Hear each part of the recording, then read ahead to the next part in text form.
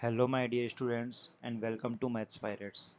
आज हम आपके लिए लेके आए एक बहुत ही helpful video.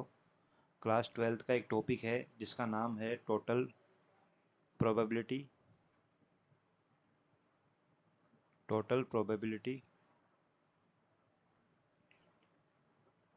And Bayes theorem. बहुत से स्टूडेंट्स को इस टॉपिक में प्रॉब्लम्स आती है कि कहाँ बेस थ्योरम अप्लाई होगी और किस तरीके से इस बेस थ्योरम के क्वेश्चंस हम करें। तो उसके लिए मैं एक ये जो टोटल प्रोबेबिलिटी टॉपिक है और बेस थ्योरम है, इसकी कुछ वीडियोज़ लेके आऊँगा जिससे आपको समझने में बहुत ही आसानी होगी। तो चलिए स्टार्ट करते हैं। जैसे देखो, एक स्टोरी के माध्यम से इसको हम समझेंगे। जैसे मान लो, आप ध्यान से सुनना सभी। 10th क्लास पास करने के बाद में आप बच्चे जो भी होते हैं बहुत कंफ्यूज रहते हैं कि कौन सी स्ट्रीम लेके हम अपना करियर बनाए, है ना। कि हम बायो ले या मैथ्स ले या कॉमर्स ले, आर्ट्स ले, मतलब जिस भी वो फील्ड में जाना चाहे उस फील्ड में जाने के लिए जो भी स्ट्रीम वो चूज़ करना चाहे उसके लिए वो बहुत कंफ्यूज रहते हैं। ठीक है, बहुत से को जिनको पता होता है कि इनको कौन सी स्ट्रीम में जाना है तो वो तो डायरेक्टली ले लेते हैं, बाकी बहुत से बच्चे कंफ्यूज होते हैं। ठीक है, तो जैसे देखो, एक बच्चा है मान लो, ये बहुत कंफ्यूज है कि मैं कौन सी स्ट्रीम में जाऊँ। तो इसके सामने क्या है, जैसे मान लो ये डॉक्टर की पढ़ाई में या डॉक्टर बनना चाहता है ये। ठीक है, तो ये डॉक्टर की पढ़ाई चूज़ करके और डॉक्टर बन सकता है। ठीक है, या फिर मैं यहाँ पे तीन ही एग्जांपल लेके चलूँगा, बहुत सारे ऑप्शन अवेलेबल होते हैं, है ना। या फिर वो इंजीनियरिंग की पढ़ाई चूज़ कर सकता है, वो इंजीनियर बन सकता है। या फिर एक कोई प्रोफेशन ले लो, जैसे टीचिंग ले लो, टीचर ले लो। ठीक है, या फिर ये टीचर बन सकता है। ठीक है, तो बाकी आपको पता है जो लोग डॉक्टर की तैयारी करते हैं, इंजीनियरिंग की तैयारी करते हैं, अगर वो ना क्योंकि सभी लोग डॉक्टर इंजीनियर थोड़ा ना बन सकते हैं, तो जो नहीं बन पाए तो वो क्या बन जाते हैं, वो टीचर बन जाते हैं।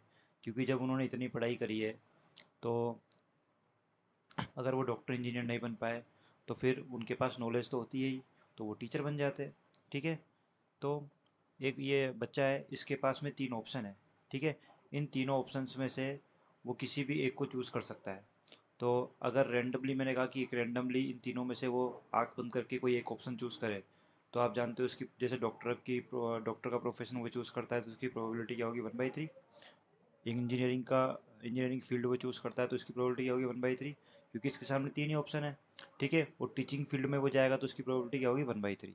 ठीक है, अब मान लो उसने डॉक्टर की पढ़ाई चूज़ करी और वो क्या हो गया, सफल हो गया, सक्सेस हो गया, वो उसको सक्सेस मिल गई, वो डॉक्टर बन गया। ठीक है, तो यहाँ पे जो सक्सेस होगी इसको हम बोलेंगे कॉमन इवेंट। ये होता है कॉमन इवेंट हमारा। ठीक है, क्वेश्चन में किस तरीके से आएंगे वो भी हम डिस्कस करेंगे। इसको हम बोलते हैं कॉमन इवेंट, और इसकी प्रोबेबिलिटी को हम डिनोट करेंगे कैपिटल ए से।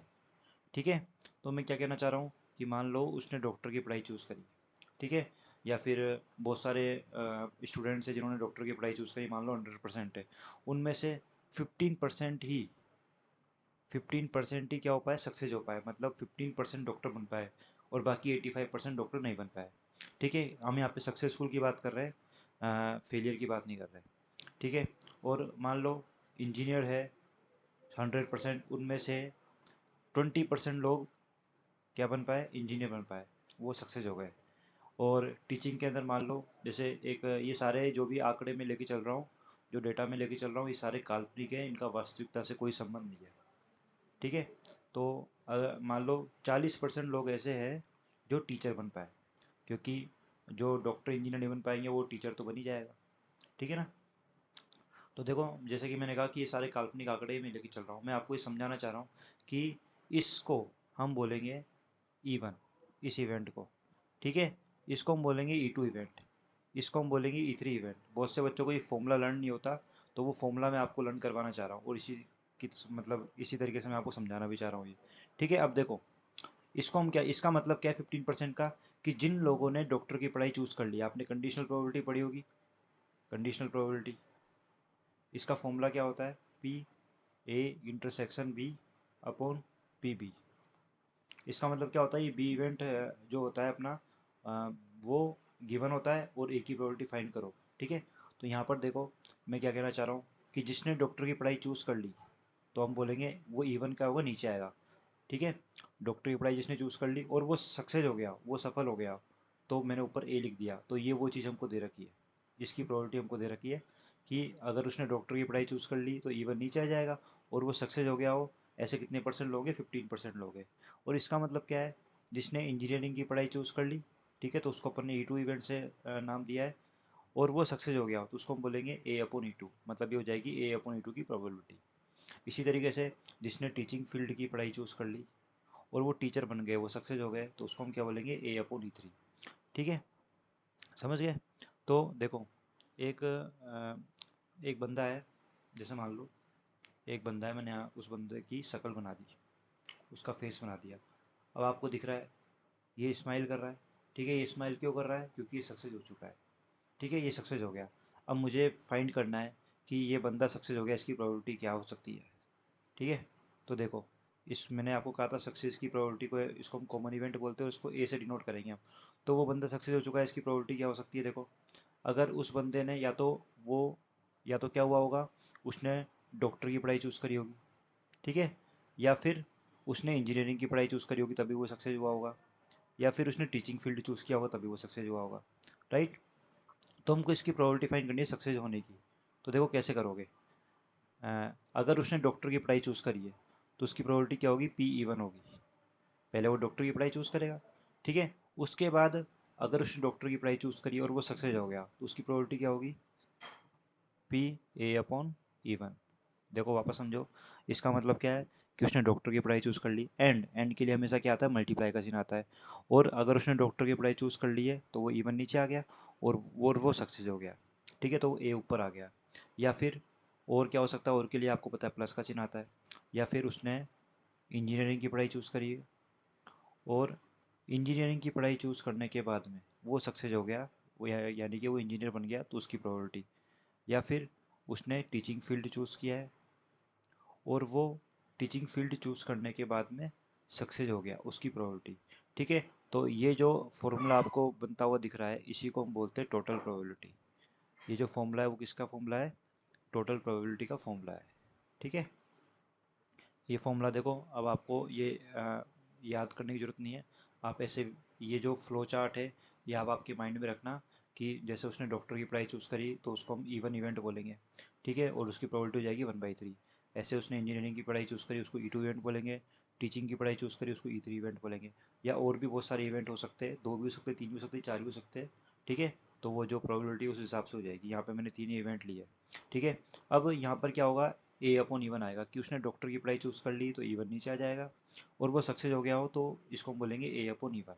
A/E1 का मतलब क्या है कि उसने डॉक्टर की पढ़ाई चूज़ कर ली और वो सक्सेस हो गया, ऐसे कितने लोग हैं, 15%, तो ये इसकी प्रोबेबिलिटी दे रखी है।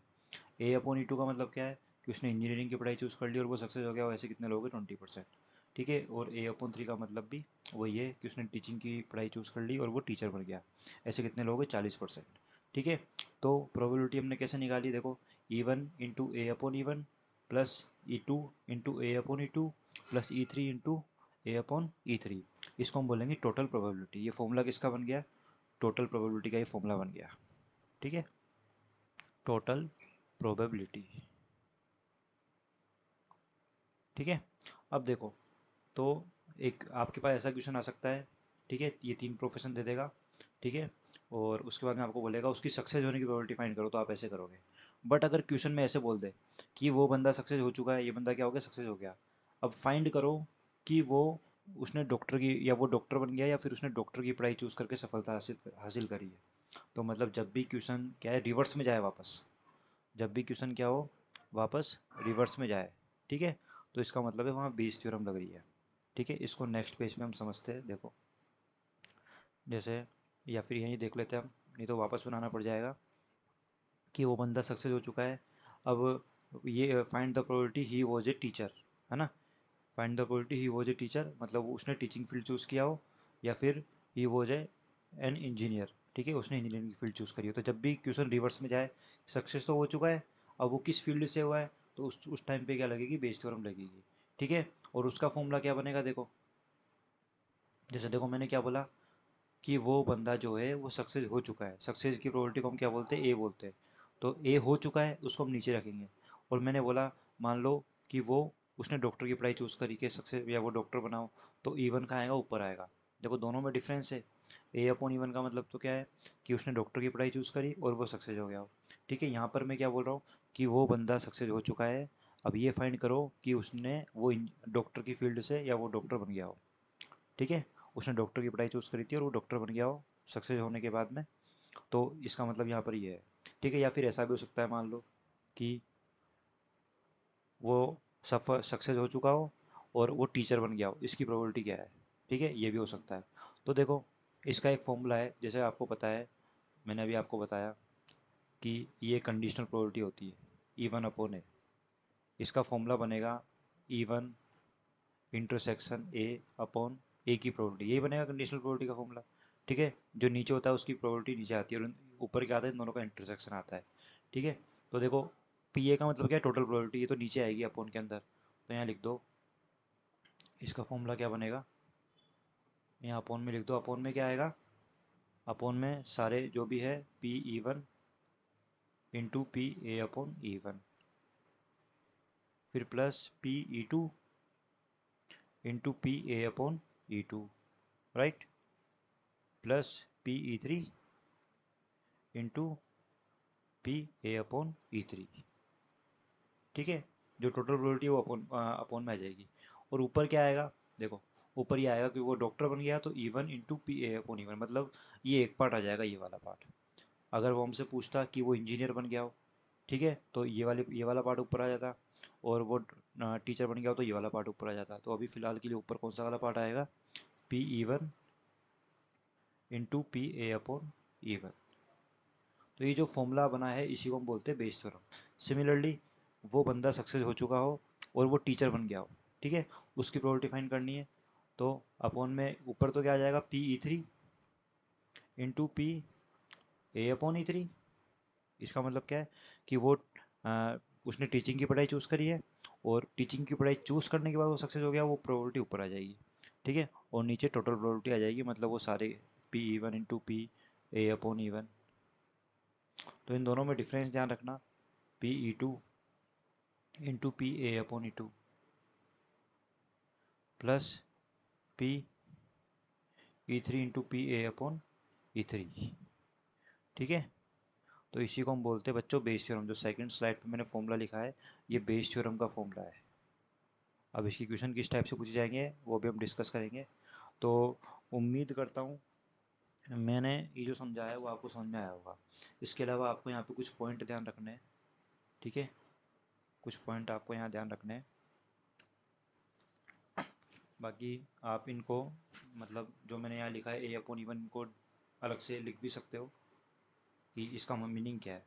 जैसे कुछ नोट आपको ध्यान रखने हैं। फर्स्ट नोट क्या है कि जो E1 E2 and E3 event है, ठीक है, वो होंगे हमेशा म्यूचुअली म्यूचुअली एक्सक्लूसिव। म्यूचुअली कौन से होंगे, एक्सक्लूसिव होंगे। इसका मतलब क्या है आपको पता है, म्यूचुअली एक्सक्लूसिव का मतलब क्या होता है, जिनमें कुछ भी कॉमन ना हो, जिनका इंटरसेक्शन क्या हो, फाइव हो। इसका मतलब E1 E2 और E3 इनका इंटरसेक्शन क्या होगा, फाइव होगा।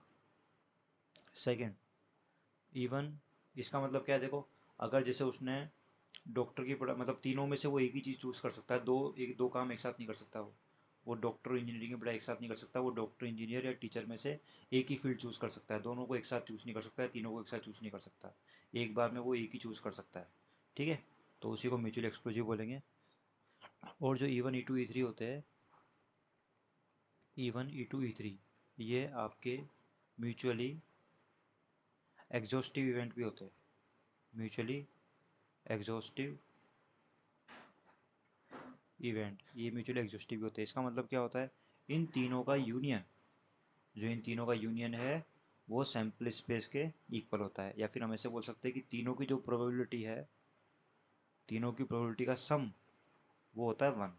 क्या होता है, वन। ठीक है, जैसे आप यहाँ देख पा रहे हो हम E1 E2 E3 इन तीनों की प्रोबेबिलिटी को ऐड करेंगे, 1/3 प्लस 1/3 प्लस 1/3, तो इसका सम कितना आएगा, 1 आएगा। ठीक है, तो ये 2 पॉइंट आपको ध्यान रखने हैं। ठीक है, अब देखो हम कुछ क्वेश्चंस करते हैं। उम्मीद करता हूँ ये फॉर्मूला आपको समझ में आया होगा। फिर से देख लेते हैं। टोटल ये फ्लो चार्ट आपके दिमाग में रखना है। यहाँ पे E1 E2 E3 होता है, यहाँ पर A/E1 A/E2 A/E3 होता है। A/E1 का मतलब क्या है कि उसने E1 का मतलब डॉक्टर की पढ़ाई चूज़ कर ली और वो सक्सेस हो गया। ठीक है, टोटल प्रोबेबिलिटी कैसे फाइंड करोगे, PE1 into PA/E1 plus PE2 into PA/E2 plus PE3 into PA/E3। बाकी बेस थ्योरम के लिए क्वेश्चन ऐसे आएगा कि वो सक्सेस हो चुका हो, तो फाइंड करो कि वो डॉक्टर डॉक्टर बन गया हो, उसकी प्रोबेबिलिटी फाइंड करो। ठीक है, तो इस टाइप के क्वेश्चंस आएंगे। अभी क्वेश्चंस में देखते हैं, चलो। ये देखो, जैसे मैंने एक ये क्वेश्चन लिया है, बैग ए कंटेंट्स 2 वाइट बॉल। देखो क्वेश्चन में क्या है, बैग ए है जिसमें 2 वाइट बॉल है और 3 रेड बॉल है। ठीक है, एंड बैग बी है जिसमें 4 वाइट और 5 रेड बॉल्स है। A bag is taken random, randomly एक बैग को अपन ने लिया है ना। तो इसका if and a ball is drawn, और हमने क्या निकाली, एक बॉल निकाली है। तो क्वेश्चन क्या बोल रहा है, find the probability that it is a red ball. तो देखो आपको एग्जाम फ्लो चार्ट बना के करना है, इससे आपको क्या होगा, इजी रहेगा। जैसे देखो 2 बैग है, बैग ए में 2 वाइट बॉल है और 3 रेड बॉल है।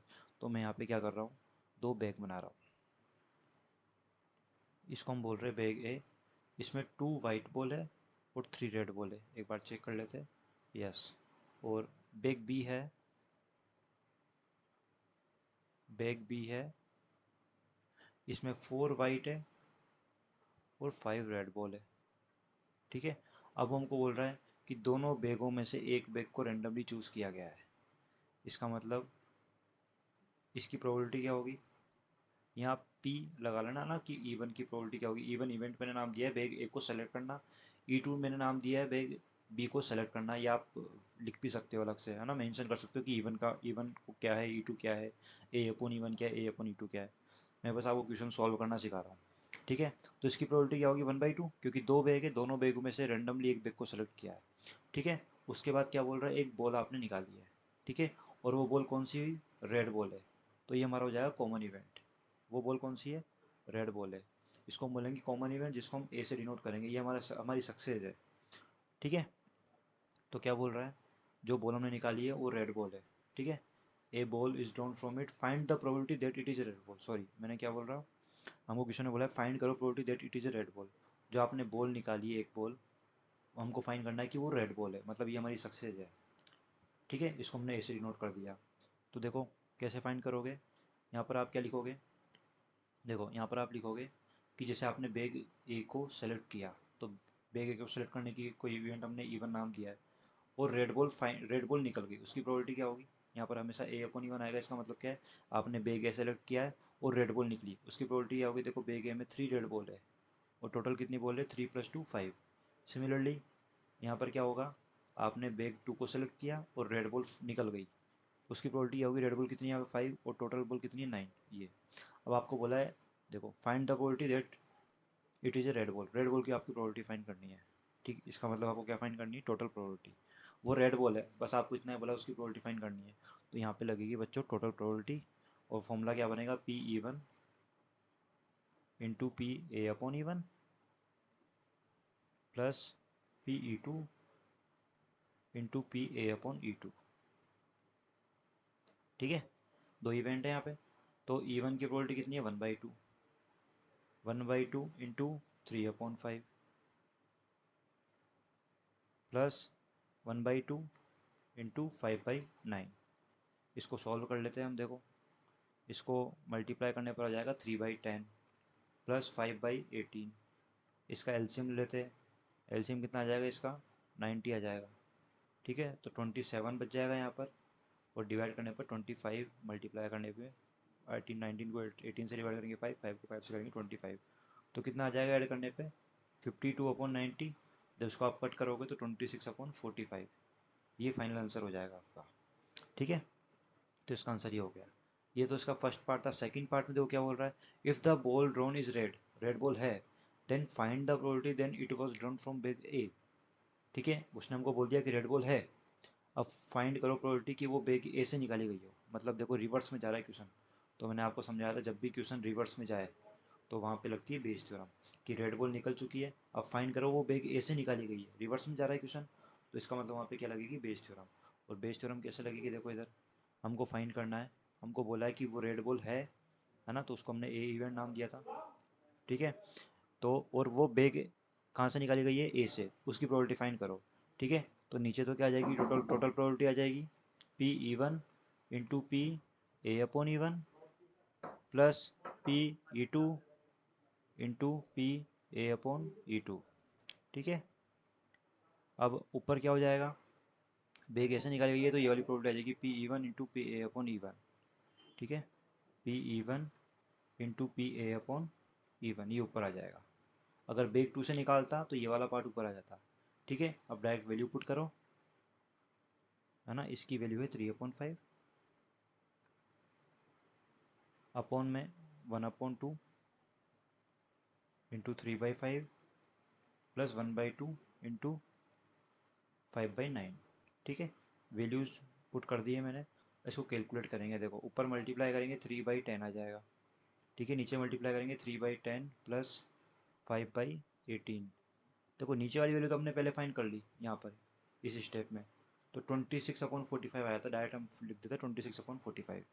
तो 3/10 अपॉन 26/45, 3/10 इंटू, अब रेसिप्रोकल करके 45/26 कर देंगे, ठीक है।